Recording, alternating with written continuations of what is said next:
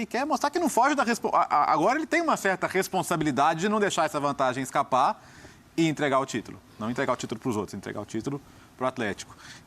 Mas por que não pode não ser a mesma coisa? Porque o futebol é isso, é mental, é físico, é técnico, tem inúmeras variáveis. Então, por isso que o resultado de hoje é tão importante. Porque aí, a próxima rodada, mesmo sendo a Chapecoense, que é um time que está virtualmente rebaixado, o peso da semana ia ser difícil. Ia ser difícil lidar com a pressão de ter que ganhar. Você vai empurrando lá para frente, né? Então, essa redenção aí não vem. Mesmo com o time na liderança, você fica sempre com aquela questão. Pô, mas o ataque não está funcionando? Porque se fica 0-0 hoje, era o terceiro 0-0 em 4 jogos. Palmeiras em São Paulo, Palmeiras e São Paulo em São Paulo, e depois 1-1 no meio da semana, seria o quarto jogo sem vencer. Seria o quarto jogo com 1 gol marcado ao todo. Então, olha a quantidade de coisas que a gente ia discutir.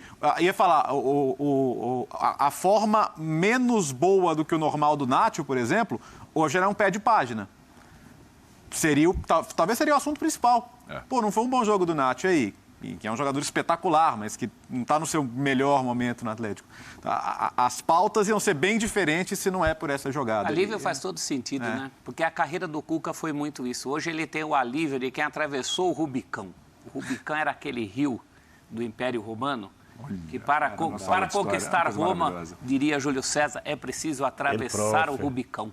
E muitas vezes na carreira do Cuca faltou atravessar o Rubicão. Faltou em momentos, faltou no São Paulo. Faltou no Botafogo, que chegou a liderar o campeonato, e a gente até achava que não atravessaria mesmo, aquele Botafogo do Dodô. Sim. Faltou com o Cruzeiro, faltou em alguns momentos com o Flamengo, onde ele até começou aquele... O Cuca era o cara sempre do trabalho promissor. Isso. E a hora H pro Cuca continua sendo muito importante, né? Ele já atravessou outros Rubicões na vida, é um campeão da América, é um campeão brasileiro, mas ele ainda sente a importância de atravessar momentos fundamentais como o de hoje. E eu não esqueci uma pergunta direta que você fez sobre o que é o Keno. E eu gostaria de dar uma resposta também direta. Vai, atravessa o Rubicão aí. O Keno é, antes de tudo, um abridor de latas num futebol enlatado. E é muito bom, é por isso que o Antero disse que gostaria de ter o Keno no time dele. É um atleta de 32 anos que, surpreendentemente, aparece aos 27, quando ele troca o Santa Cruz pelo Palmeiras, né? Na verdade, o primeiro grande momento do Keno é no Santa Cruz. Já tinha jogado fora, no México, no Atlas. Ninguém sabia que era Keno. O passe pertencia ao São José de Porto Alegre. Rodou por times pequenos, podemos dizer, com todo respeito a eles, menos expressivos do que esses times onde ele apareceu. Então, é um jogador muito importante por isso. O Léo lembrou, e é verdade, para o Galo de hoje, ele é um complemento. Esse tipo de jogada, que quando ele chegou era até mais importante, mas é um cara que finaliza muito bem, e nem todo mundo que é escape pelo lado finaliza tão bem, e ele finaliza. Para mim, ele é um dos últimos pontas. Ponta mesmo. Eu não estou falando de meia que joga pelo lado. Meia que joga pelo lado é uma coisa, que hoje estão chamando de ponta. Ponta é o cara que faz... É o William no Corinthians, para citar um exemplo. Meia que joga pelo lado é uma coisa. Ponta, a gente tem poucos. Ele é um dos últimos pontas. Ponta no sentido do trabalho de ponta, de servir quem está no meio. Hoje foi o contrário, ele foi servido. Né? Foi servido. Ele foi servindo, não estava dando certo, ele estava resolvendo sozinho, aí de repente, quando ele foi servido, a coisa deu certo. Ô, Anterito, boa, ia te chamar mesmo. Posso te passar uma pergunta? Enquanto você fala do assunto, eu quero te passar uma pergunta também. Porque o professor O que ele achou aqui... do Rubicão do professor primeiro? Isso é... Em que posição joga o Rubicão? Ai, que horas são, hein? Ai, meu Deus do céu.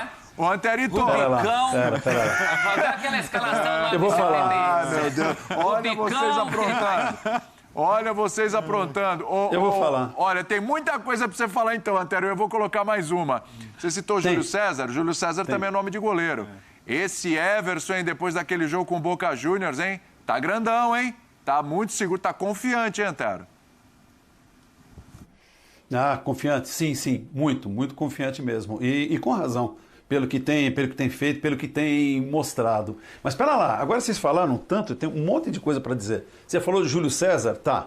Então, lembrei de uma crônica, acho que da Copa de 98, do Veríssimo, em que essa crônica se chamava Dungas.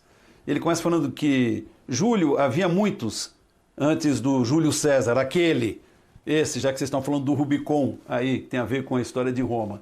Aí falou, e um dia também haverá o Dungas. Então vai ter lateral, goleiro, zagueiro, meio-campo, Dungas, atacantes e etc. Esse é um. Outro reparo. Por que Lulu Bergantin não atravessou o Rubicon? José Cândido de Carvalho. É um livro delicioso, maravilhoso, espetacular. Tem historietas lindas de casos sucedidos e acontecidos no Brasil. 2. Terceiro, o Cuca teve, no fim das contas, uma sensação de jogo, estando ali à beira do gramado, igual à nossa. Quando falou da importância da vitória e da tensão, do nervosismo. Lembra que eu falei assim, poxa, eu achei o time nervoso. O Cuca sentiu isso, nossa, e ele é o treinador. 4, ele falou logo no começo sobre invencibilidade, a campanha na Libertadores, mas fomos eliminados pelo gol qualificado. Também reforça algo que há muito tempo eu digo e disse num dos Sport Centers da semana. Eu falei, os dois podem manter a sua invencibilidade, Palmeiras fora de casa e o Atlético fora de casa, e um dos dois cair fora. E foi o que aconteceu. Eu quero dizer o que com isso? Que muitas vezes o que a gente fala que é estatística é apenas curiosidade. E quinto, que vocês tocaram, o Birner que tocou no assunto do...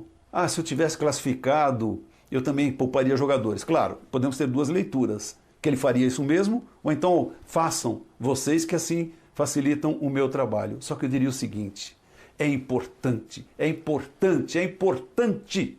o Atlético ganhar o título nacional. Quer ser universal?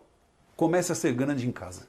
Muito bem. Bom, depois dessa aula, né, dessas dicas, inclusive, do Antero, a gente vai para o intervalo, porque no próximo bloco a gente vai falar do Corinthians.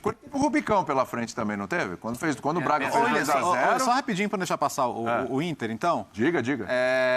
Curioso, né? O Atlético fez as 5 trocas antes que boa, o Aguirre fizesse a primeira e aí já colocando o Guerreiro para tentar reverter. Esse tipo de jogo é isso, né? Se você encaixa o gol... Aconteceu com o Flamengo. O Inter conseguiu fazer o gol e o jogo correu muito a favor, acabou vindo uma goleada. Só que hoje o segundo tempo foi andando para trás, cansando e não teve resposta.